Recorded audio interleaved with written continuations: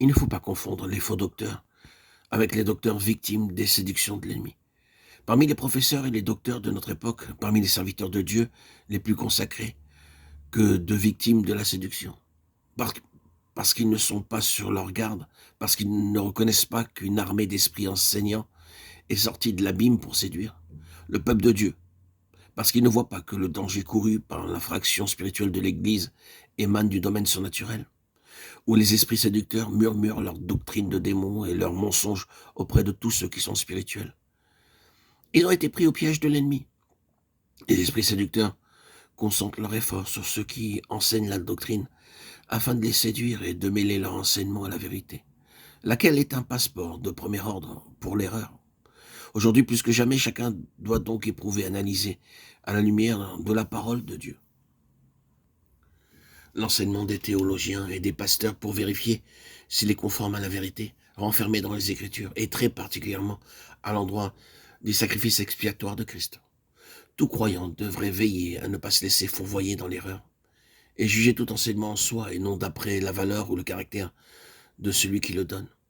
Les hommes de bien peuvent être séduits et Satan a besoin d'hommes de bien pour lancer ses mensonges sous les deux hors de la vérité. L'apôtre Paul nous décrit l'enseignement des esprits séducteurs.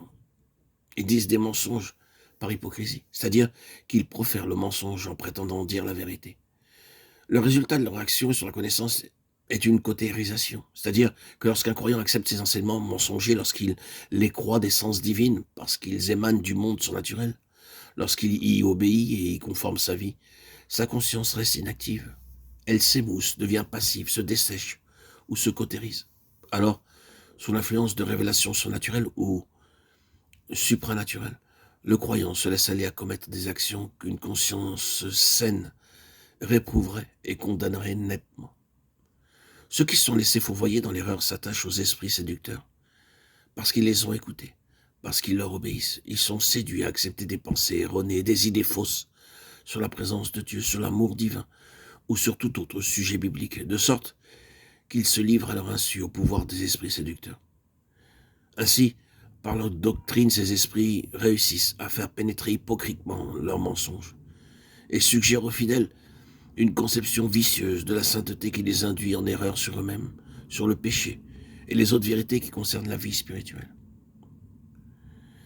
L'Écriture se trouve généralement à la base de ces enseignements de démons, et ceux-ci sont si habilement tissés avec la parole de Dieu que les chrétiens se laissent prendre au piège, comme l'insecte dans la toile d'araignée. Des versets isolés de leur contexte sont transposés de l'arrière-plan au premier plan. Des membres de phrases sont séparés de ce qui les précède ou les suit et leur donne leur valeur. Des versets sont cueillis ici et là et si habilement rassemblés, rapprochés, tissés ensemble, qu'ils semblent donner une révélation lumineuse et complète de la pensée de Dieu.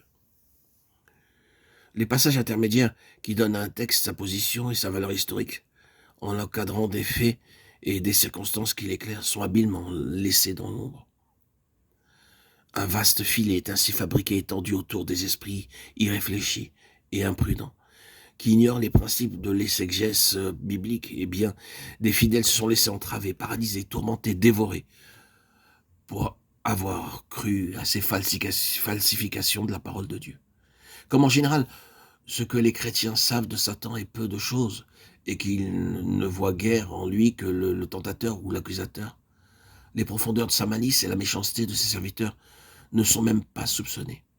On se persuade volontiers que l'ennemi ne citerait pas les Écritures, alors qu'il est prêt à citer la Bible entière, s'il est besoin, pour arriver à séduire une seule âme.